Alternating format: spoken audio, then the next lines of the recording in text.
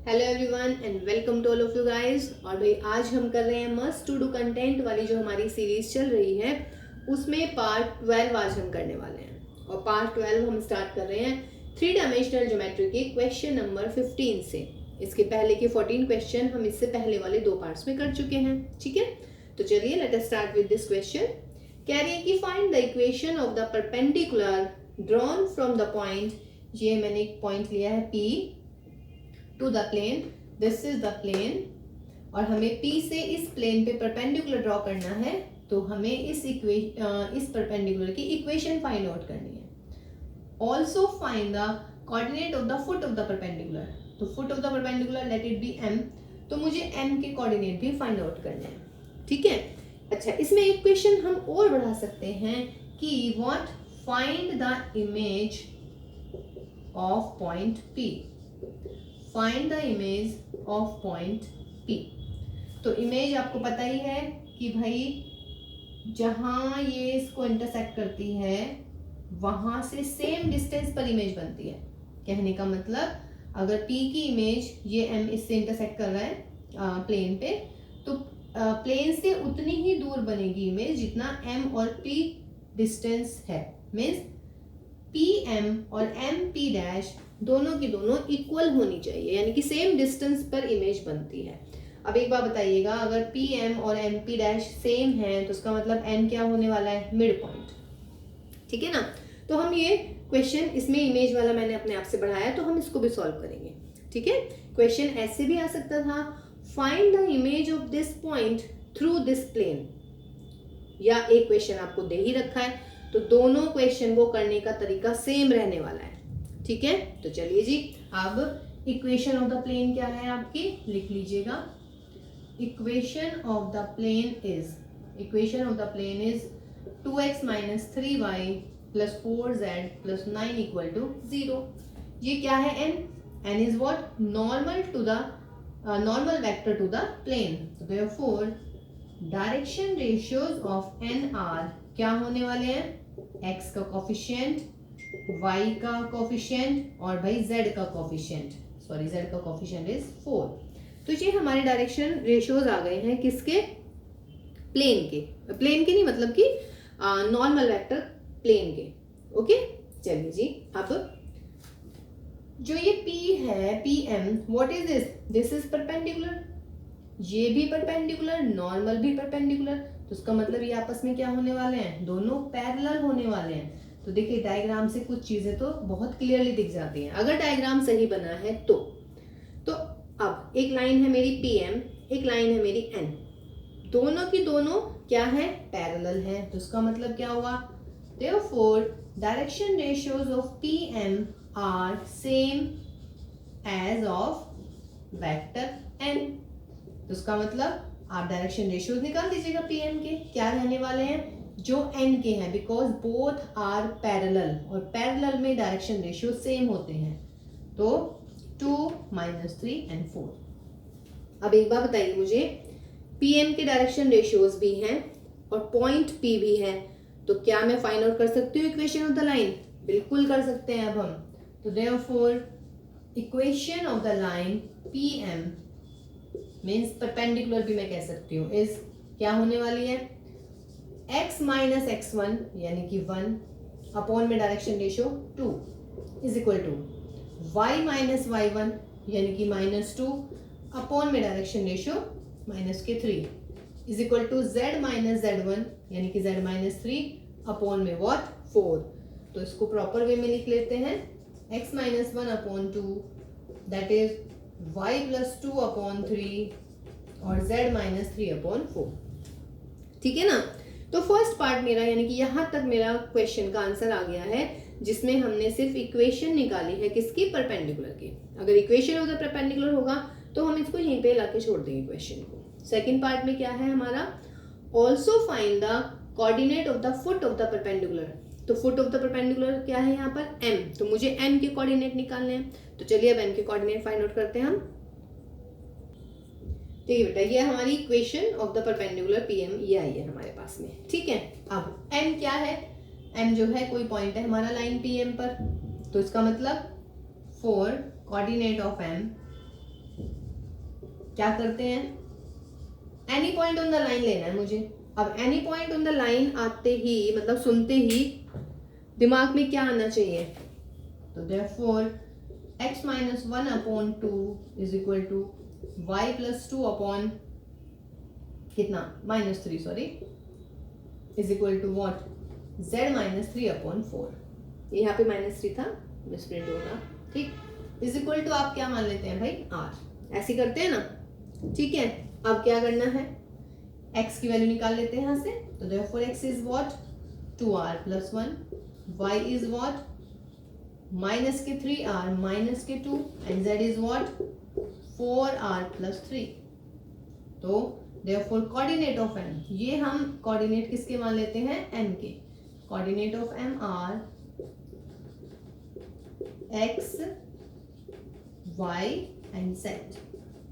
Any point on the line, तो any point on the line हम m को consider कर लेते हैं, तो m के कोऑर्डिनेट ये आ गए हैं। अब जो ये पॉइंट m है भाई, ये कहाँ लाई कर रहा है, ऑल्सो प्लेन पर भी है, दिख रहा है ना, because m lies on the plane also.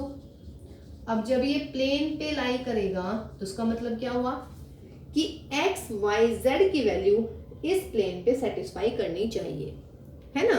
तो देयरफॉर क्या होने वाला है, x की बजाय ये लिख दीजिएगा बेटा 2 इंटू 2r प्लस 1 माइनस के 3 इंटू माइनस के 3r माइनस 2 प्लस के 4 इंटू 4r प्लस 3 और प्लस के 9 इक्वल टू 0।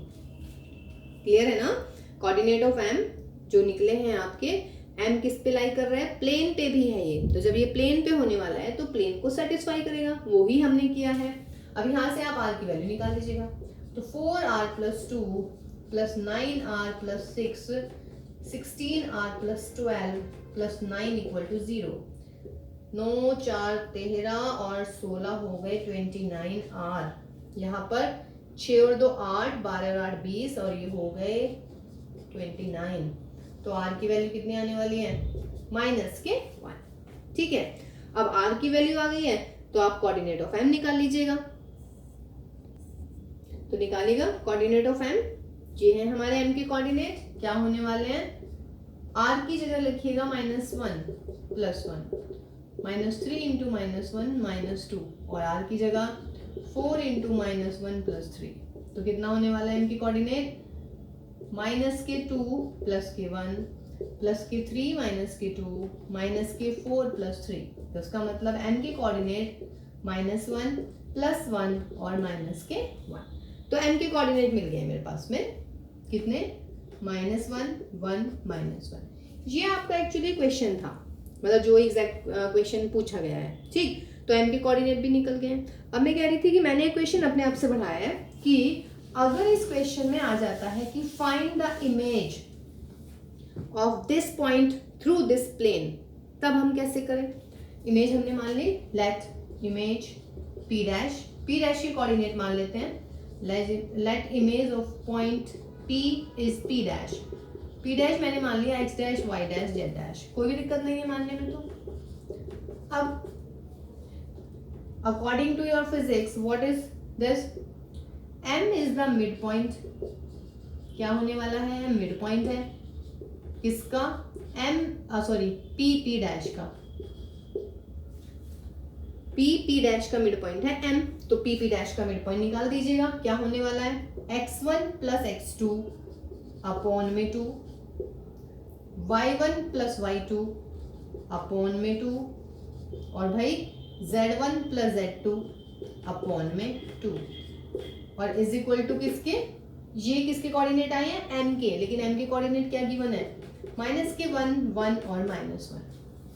अब ये कोऑर्डिनेट इक्वल है, तो इक्वल होने का मतलब क्या है, x का coordinate is equal to x का coordinate, means 1 plus x dash upon 2 is equal to -1। y वाले दोनों इक्वल, -2 plus y upon 2 is equal to 1। z वाले दोनों इक्वल, 3 plus z dash upon 2 is equal to -1। Solve कर लीजिएगा यहाँ से, तो ये हो जाएगा 1 plus x dash is equal to -2, तो x डैश विल बी -3। यहाँ से -2 plus y is equal to 2, तो y इज इक्वल टू 4 और भाई यहाँ पर 3 प्लस जेड डैश इज -2, तो जेड डैश इज -5। तो क्या आ गई image, x dash y dash z dash, यानी कि -3 +4 एंड -5। बहुत ही बढ़िया क्वेश्चन था ये इमेज का, कि अगर आपको क्या निकालनी है, इमेज निकालनी है आपको, ठीक है ना, किसी पॉइंट की किसी प्लेन के थ्रू, तभी आपको सेम प्रोसेस करना पड़ेगा। पहले आपको एम के कोऑर्डिनेट निकालने पड़ेंगे। एम के कोऑर्डिनेट निकालने के लिए आपको पीएम की इक्वेशन पता होनी चाहिए। तो फर्स्ट परपेंडिकुलर की equation, second step foot of the perpendicular, coordinate of the foot of the perpendicular, and the last and final stage will be what, image। ठीक है, बहुत ही बढ़िया क्वेश्चन है ये, बहुत ही बढ़िया। जैसे अभी हमने प्लेन के थ्रू इमेज निकाली है, एक क्वेश्चन और होएगा जिसमें हम किसके थ्रू निकालेंगे, लाइन के थ्रू इमेज निकालेंगे। देखिए भाई, क्वेश्चन नंबर 16 में कह रहे हैं कि find the Cartesian equation of the plane through points A and B and parallel to the line this one. देखिए ये बिल्कुल हमारा क्वेश्चन नंबर 9 के जैसा है, सिर्फ डिजिट्स चेंज हुई है गाइस, वरना बिल्कुल क्वेश्चन नंबर 9 है ना। तो डेफिनेट सी बात है ये क्या होना चाहिए, डू इट योरसेल्फ, डेफिनेट सी बात है, इसको ट्राई कीजिएगा। ओके चलिए, सिमिलरली क्वेश्चन नंबर 17 कह रहे हैं find the points on this line which is at a distance of 5 unit from this point. ये भी क्वेश्चन नंबर 7 के जैसा है, तो भैया इसको भी आप खुद ही कर लीजिएगा। देखिए तरीका आपको पहले बता चुके हैं, जस्ट आपकी क्या हुआ है, डिजिट्स चेंज हुई है ना, तो आप कर ही लेंगे, उससे आपकी प्रैक्टिस भी होगी। तो चलिए नेक्स्ट क्वेश्चन करते हैं फिर हम। देखिए जी नेक्स्ट क्वेश्चन अगेन कह रहे हैं कि find the foot of the perpendicular and perpendicular distance of the point P, यानी कि ये है मेरा point P, that is 3 to 1 from this plane। इस प्लेन से परपेंडिकुलर डिस्टेंस निकालनी है, ठीक है, और फुट ऑफ द परपेंडिकुलर निकालना है, तो that is foot of the perpendicular.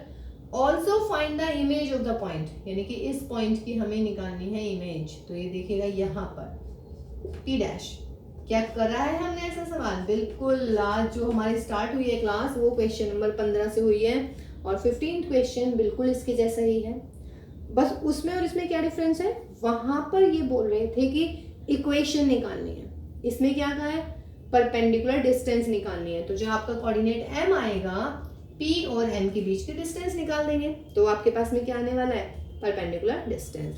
तो डेफिनेट सी बात है, this is again direct means do it yourself. Okay देखिए क्वेश्चन नंबर 19 कह रहे हैं कि find the equation of the plane passing through the point P1 1 1। ठीक है, एक पॉइंट से जाने वाला प्लेन निकालना है। तो सबसे पहले आप मान लीजिएगा कि let a b c are the what direction ratios of n, यानी कि नॉर्मल टू द प्लेन। तो therefore equation of the plane क्या होने वाली है भाई, therefore equation of the plane is a into x minus x1, यानी कि this plus what b into y minus y1 plus c into z minus z1। ये है ना, ये इज इक्वल टू किसके, आपका 0 के। ठीक है चलिए, ये आ गई मेरी equation of the plane.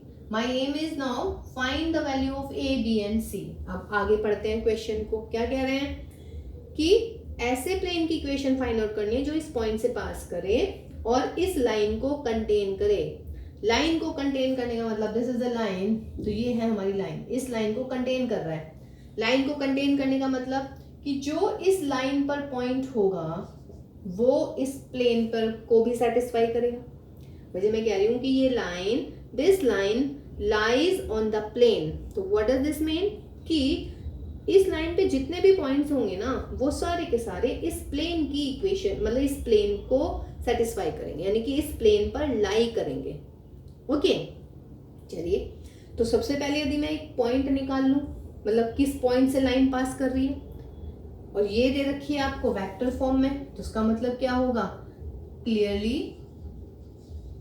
Line 1, ये है आपकी लाइन 1, नहीं 1 2 मान ले इसको, चलिए ये है हमारी 1। तो line 2 passing through the point,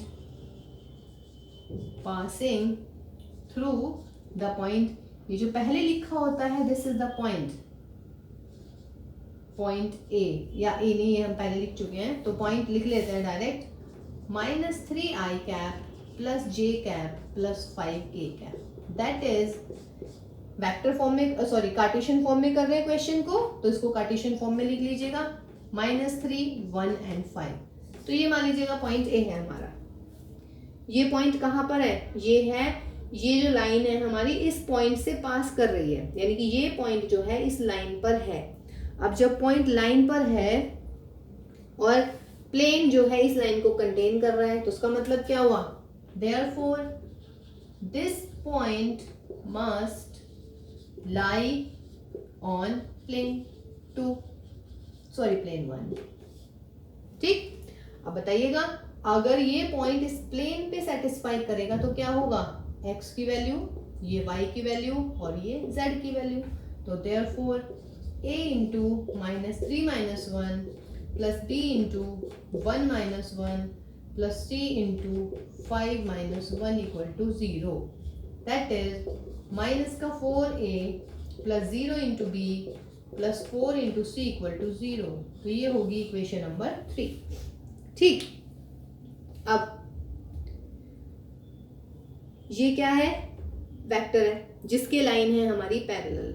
ठीक, तो एक बात बताइएगा, ये हमारी लाइन है, इसलिए कोई वेक्टर है हमारा बी जिसके ये लाइन पैरेलल है, मान लीजिएगा ये है मेरा वेक्टर बी। अब भाई ये वेक्टर बी और ये प्लेन आपस में क्या है, ये पूरी की पूरी लाइन यानी कि पूरा को पूरा वेक्टर प्लेन पे लाई कर रहा है, तो उसका मतलब ये पैरेलल है। अब प्लेन तो ये है मेरा, ठीक, अब इस प्लेन के जो परपेंडिकुलर लाइन होंगी वो इस लाइन के भी परपेंडिकुलर होंगी या नहीं, भाई लाइन और प्लेन दोनों आपस में पैरेलल हैं, समझ रहे हैं ना, कि आपका ये मान लीजिएगा, सपोज कीजिए कि this is your plane and this is your line, both are what parallel. तो जब ये पैरेलल हैं तो जो इस प्लेन का नॉर्मल होगा यानी कि दिस, ठीक है, ये हमने कल भी आपको बताया था, ठीक है ना, ये नॉर्मल है हमारा, तो नॉर्मल, ये नॉर्मल, ये हमारा प्लेन। ठीक, अब प्लेन और लाइन नॉर्मल है, सॉरी प्लेन और लाइन पैरेलल है, ये वाली लाइन, तो उसका मतलब क्या हुआ कि नॉर्मल और लाइन आपस में परपेंडिकुलर। ठीक है, ये हमने कल भी आपको समझाया था कि अगर ये हमारा प्लेन है और ये हमारी कोई लाइन है या वेक्टर है, अगर ये दोनों पैरेलल है तो ये हो गया मेरा वेक्टर n, तो उसका मतलब ये दोनों परपेंडिकुलर होंगे। ठीक, अब जब ये परपेंडिकुलर होंगे तो क्या होना चाहिए कि जो लाइन के डायरेक्शन रेशियोज हैं और जो हमारे नॉर्मल के डायरेक्शन रेशियोज हैं उनका प्रोडक्ट यानी कि a1 a2 plus b1 b2 plus c1 c2 किसके इक्वल आना चाहिए भाई, 0 के। देखिए जी, यहां तक आ गया था हमारा। अब ये बात हो गया क्लियर कि अगर ये मेरा प्लेन था और प्लेन के कोई पैरेलल लाइन है हमारी जो गिवन है ये वाली, यानी कि ये वेक्टर ये हो गया मेरा और ये हमारा प्लेन है, तो जो नॉर्मल होगा, नॉर्मल प्लेन के भी परपेंडिकुलर होगा और इस गिवन वेक्टर के भी परपेंडिकुलर होगा। ठीक, तो उसका मतलब क्या होने वाला है, 3 इंटू ए, फिर यहाँ पे -1 है, यहाँ पे b है, माइनस का b, यहाँ पर -5 है, यहाँ पर c, तो -5c इक्वल टू 0। तो यहाँ पे आप इसको सॉल्व कर लीजिएगा, -b -5c इक्वल टू 0। अब यहाँ से आप a b c के लिए सॉल्व कर लेते हैं, तो ऑन सॉल्विंग a के अपॉन में क्या आएगा 0 माइनस यानी कि प्लस के 4, माइनस के b अपॉन माइनस के 5 माइनस के 4 यानी कि 20 माइनस 4 3 12, फिर c upon this into this यानी कि प्लस के 4, तो a अपॉन 4 माइनस के b upon 8 c upon 4, minus यहाँ पे कर देते हैं, 4 से डिवाइड कर दीजिएगा, तो a अपॉन 2 नहीं सॉरी 1, b अपॉन माइनस के 2 और c अपॉन 1। तो ये आ गई मेरे पास a b c की वैल्यू। तो therefore equation of the plane is, equation of the plane is, a की वैल्यू लिख लेते हैं 1 इंटू एक्स माइनस 1, b की वैल्यू लिख लेते हैं -2 इंटू वाई माइनस 1, c की वैल्यू लिख लेते हैं +1 into z minus 1 equal to 0। तो ये हमारी आ गई है इक्वेशन ऑफ द प्लेन। ठीक है, सवाल को बहुत अच्छे से देखिएगा दोबारा, अगर कोई भी डाउट है तो। x minus 1 2y plus 2 z minus 1 is 0, minus one और प्लस के 2 गया, तो answer is x minus 2y plus z equal to 0। तो ये आई हमारी what equation of the plane. ठीक, यहां तक हो गया है कि ऐसा प्लेन निकालना था जो इस लाइन को कंटेन करता है। इसका एक पार्ट और है क्वेश्चन का, देखिए जी, इसका जो नेक्स्ट पार्ट था उसमें बोल रहे थे कि also show that the plane contains this line, means जो भी आपका प्लेन आया है, प्लेन हमारा ये आया है, अब हम ये कह रहे हैं कि इस प्लेन, ये जो प्लेन है ये इस लाइन को भी कंटेन करेगा। इस लाइन को कंटेन करने का मतलब है कि ये लाइन भी इस प्लेन को पे सेटिस्फाई करेगी। ओके, लाई कर रही है ये, तो उसका मतलब क्या हुआ, जो इस लाइन का पॉइंट है here, the point on the line क्या है, the point on the line is minus I cap plus 2j cap plus 5k cap, that is, इसके कोऑर्डिनेट लिख लीजिएगा, -1 2 एंड 5, एंड डायरेक्शन रेशियोज क्या होने वाले लाइन के, and direction ratios of the line क्या होने वाले हैं, ये होता है वेक्टर b, तो डायरेक्शन रेशियोज क्या होंगे, 1 -2 एंड -5, 1 -2 एंड -5। ठीक है, अब फिर वही करिएगा आप, बिकॉज प्लेन कंटेन्स लाइन, तो उसका मतलब अगर प्लेन कंटेन करेगा लाइन को तो उसका मतलब क्या होगा, देयरफॉर पॉइंट जो है लाइन का means -1 2 and 5 what lies on the plane.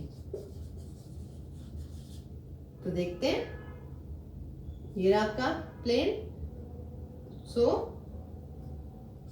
क्या होना चाहिए, x की बजाय -1 लिखिए, -2 इंटू वाई की जगह 2 और z की जगह कितना होना चाहिए, प्लस के 5। सॉल्व कर लेते हैं, ये इक्वल टू 0 आना चाहिए, तो -1 -4 प्लस 5 दैट इज 0 आ गया आपका। तो उसका मतलब क्या हुआ, because plane contains the line therefore point lies on this plane, जो पॉइंट है आपका लाइन पर वो इस प्लेन पे भी सेटिस्फाई करना चाहिए। ठीक है, इसमें कुछ भी अगर लग रहा है हौच पौच तो आप यहाँ से समझ लीजिएगा, ये प्लेन है, ये मेरी लाइन ए बी है, ये ए बी लाइन जो है इस प्लेन पर बन रही है, इसका मतलब जो इस पॉइंट, इस लाइन पर पॉइंट होंगे वो इस प्लेन पे भी सेटिस्फाई करने चाहिए। तो लाइन पे पॉइंट क्या है हमारा, ये रहा, वेक्टर क्या हुआ, दिस वन, इसके कोऑर्डिनेट मैंने लिख दिए -1 2 एंड 5, और ये है वेक्टर बी जिसके ये लाइन है पैरेलल, इसका मतलब इस लाइन के डायरेक्शन रेशियोज क्या होंगे, 1 -2 -5। ठीक है, अब ये डायरेक्शन रेशियोज हो गए इस लाइन के, और ये लाइन है इस प्लेन के पैरेलल, तो इसका मतलब क्या होने वाला है, ऑल्सो n जो है, n इज क्या होना चाहिए, परपेंडिकुलर टू द लाइन। देख लेते हैं या नहीं, डायरेक्शन रेशियोज क्या है हमारे प्लेन के, मतलब नॉर्मल के, तो direction ratios of n are क्या होना चाहिए, क्या है, 1 -2 and 1, 1 -2 and 1, and direction ratios of the line,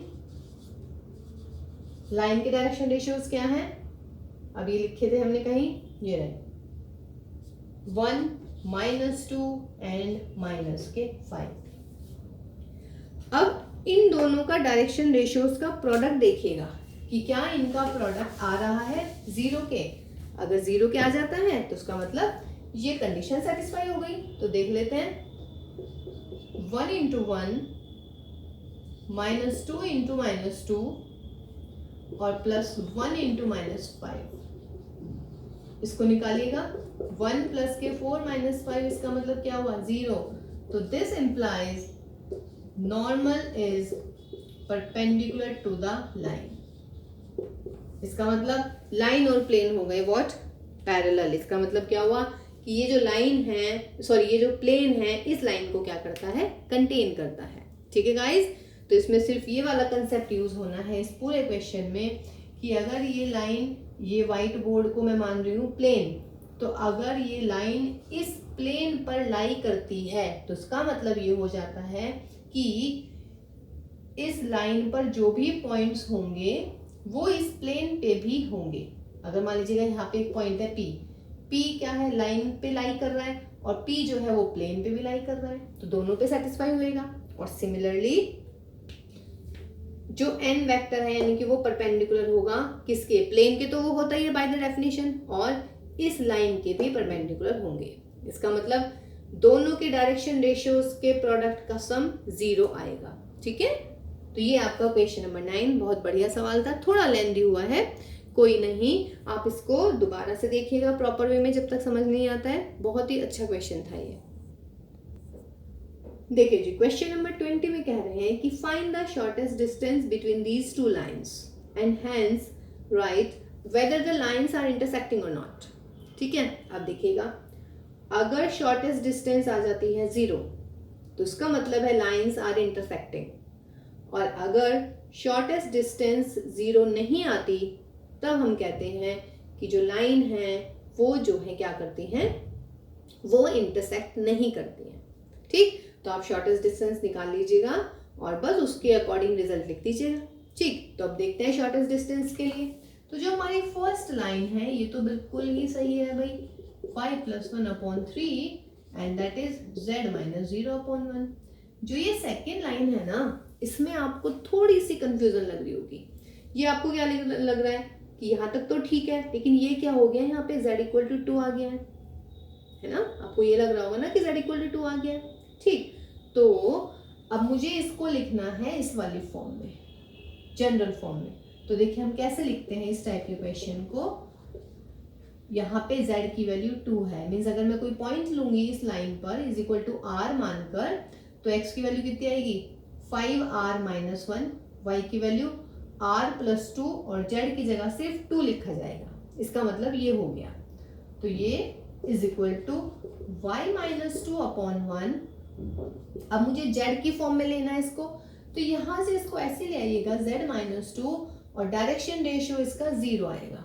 अब आधे बच्चे क्या कंफ्यूजन हो जाएगी उनमें कि भाई ये तो अपॉन में 0 आ गया, तो ये तो मतलब इनडिटरमिनेट फॉर्म हो गई है ना, ये तो इनफाइनाइट आ गया। इनफाइनाइट तो कुछ होता ही नहीं है, लेकिन ये इक्वल, ये लाइन है भाई, लाइन का मतलब जो नीचे लिखे होते हैं डिनोमिनेटर में ये डायरेक्शन रेशियोज होते हैं। तो इसका जस्ट एक सिंपल सा मीनिंग है कि इस केस में डायरेक्शन रेशियो 0 है।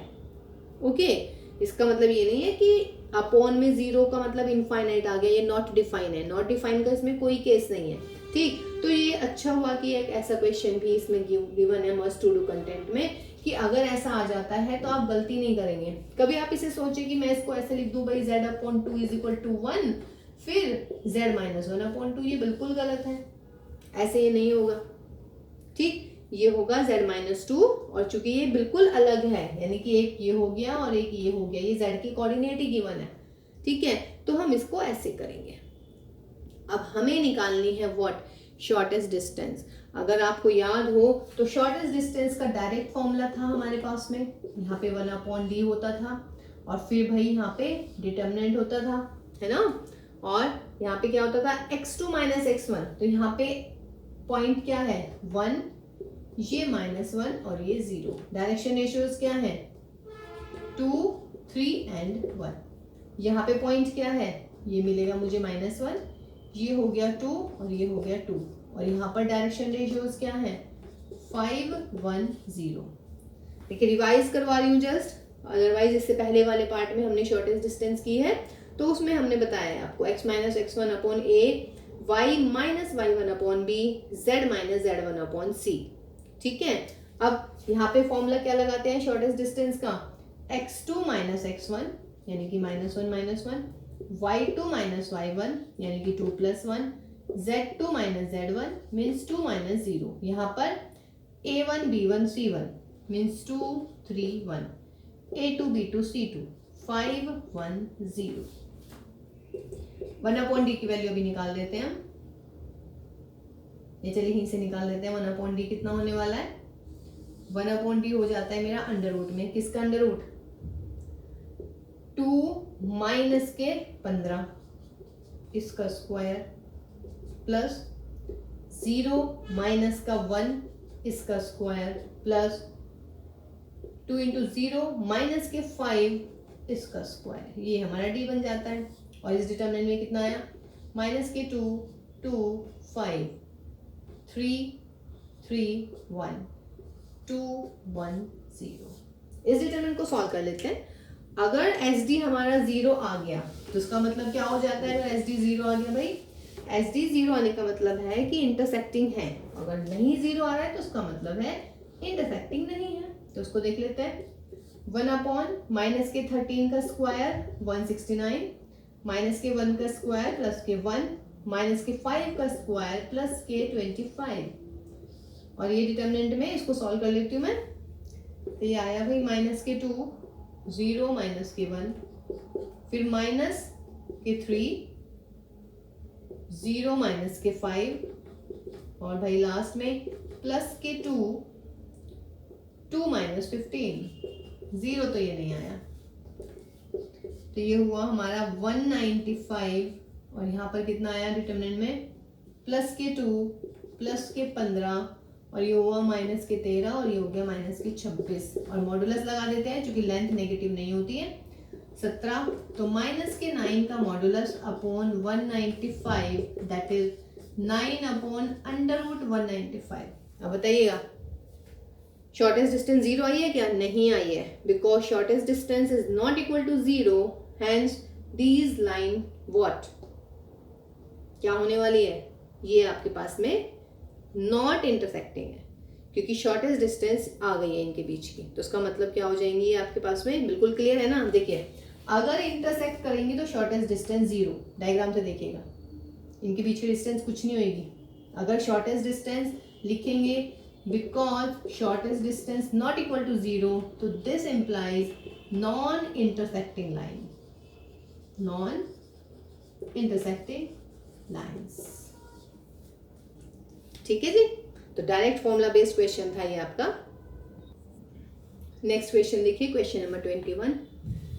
Coordinates of the point where the line through these 2 point, इन दोनों पॉइंट से जाने वाली लाइन निकालनी है। पहले तो हमने क्वेश्चन को थोड़ा ब्रेक करके पढ़ा।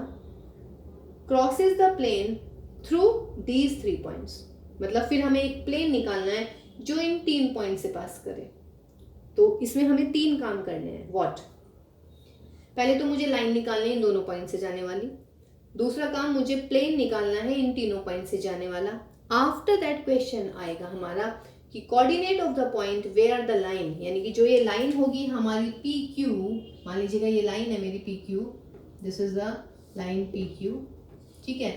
दिस क्रॉसेस दिस प्लेन, मतलब कि कोई प्लेन होगा हमारा, ये मेरा प्लेन ले लेते हैं, ठीक है।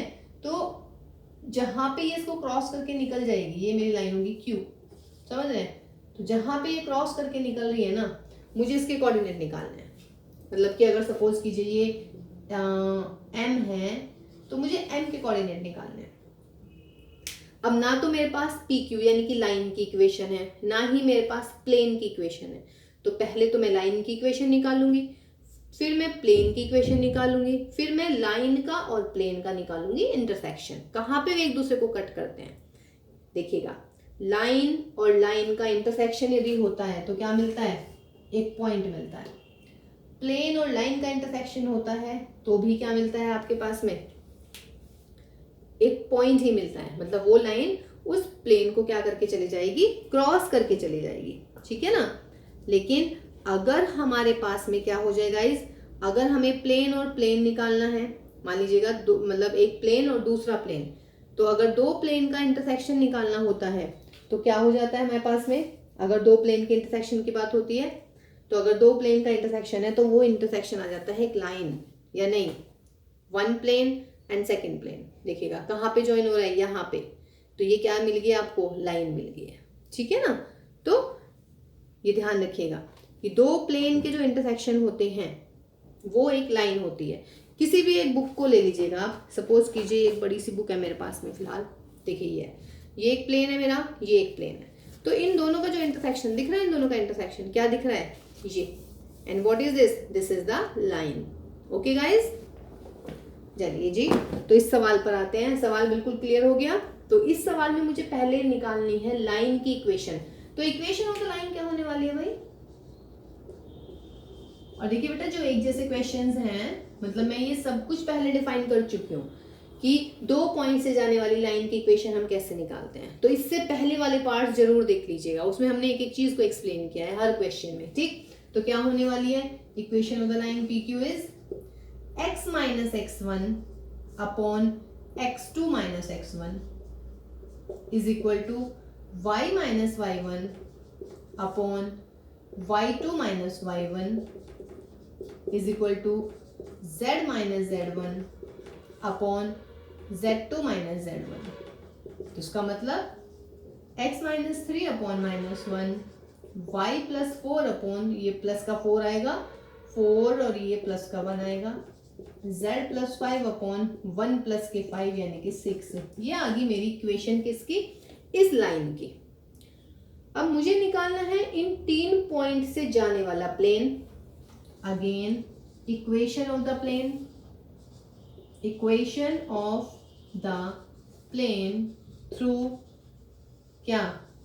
Points A B and C. देखिए 3 पॉइंट से जाने वाला जो प्लेन निकलता है वो क्या निकलता है? उसका भी मेरे पास में डायरेक्ट फॉर्मूला है। उसका डायरेक्ट फॉर्मूला क्या है? x माइनस 1, यहाँ पर y माइनस y1, फिर यहाँ पर z माइनस z1। यहाँ पर क्या हो जाएगा आगे? x2 minus x1 means 2 minus 1, y2 minus y1 यानी कि 2 माइनस 2, z2 माइनस z1 यानी कि 1 माइनस 3। फिर अगले में x3 माइनस x1 यानी कि minus 1 minus 1, y3 minus y1 means 3 minus 2, z3 minus this यानी कि z माइनस 3। और इस डिटर्मिनेंट की वैल्यू किसके इक्वल कर देते हैं? 0 के इक्वल, है ना। ये हम डिस्कस कर चुके हैं बहुत ही अच्छे तरीके से, पिछले क्वेश्चन जरूर देख लीजिएगा। तो x minus 1, 2 minus 1 is 1, minus 1 minus 1 minus 2, that is y minus 2, this is 0, 3 minus 2 1, z minus 3 minus 2 और 3, और ये आ गया मेरा किसके इक्वल? 0 के equal.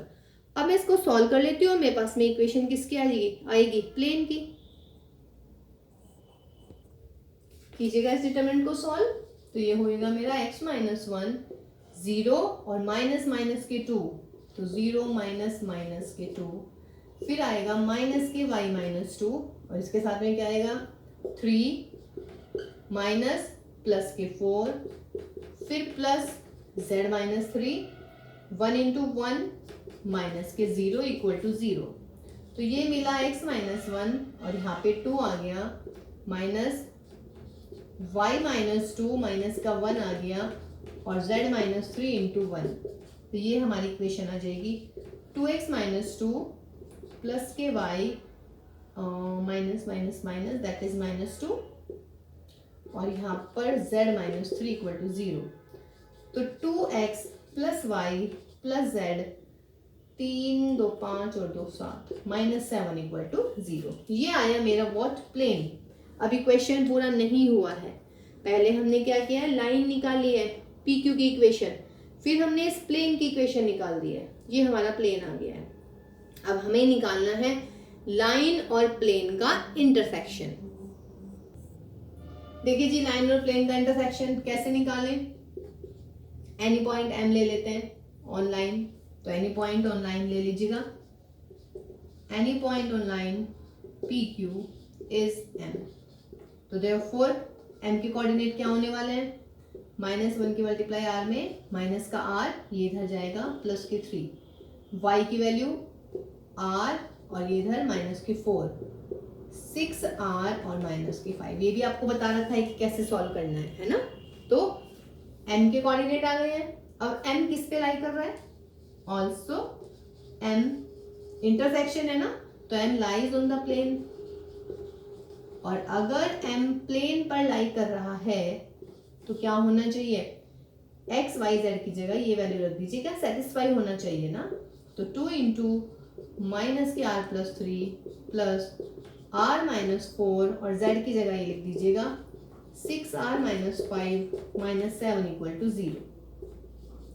-2r + 6 r -4 6r -5 -7 is 0। तो माइनस के r 7 6 और एक 7 में से 2 गए 5, तो प्लस के 5r और ये कितना हो गया भाई 6 में से 4 गए 2 5 है तो 7 और 7 हमारे हो गए कितने, ये हो गए 10। सोच रहे होंगे मैम बोल रही है 7 और 7 और बोल रही है 10। चलिए 6 में से 4 यहाँ पे 2 हो गए ना, ठीक है, और ये माइनस के 12 तो माइनस के 10, तो 5r is 10, तो that is r is equal to 2। Therefore point m is what, r की जगह 2 लिख दीजिएगा, -2 + 3 r की जगह 2 लिख दीजिएगा, 2 - 4 r की जगह 2 लिख दीजिएगा दिस। तो उसका मतलब m के कोऑर्डिनेट कितने हो गए 1 -2 और 12 में से 5 गए 7। तो ये आ गया मेरा इंटरसेक्शन किस किस का, लाइन का और प्लेन का। बहुत ही अच्छा क्वेश्चन था ये, और मेरे ख्याल से बिल्कुल क्लियर हो गया होगा कि क्वेश्चन के अंदर क्या था।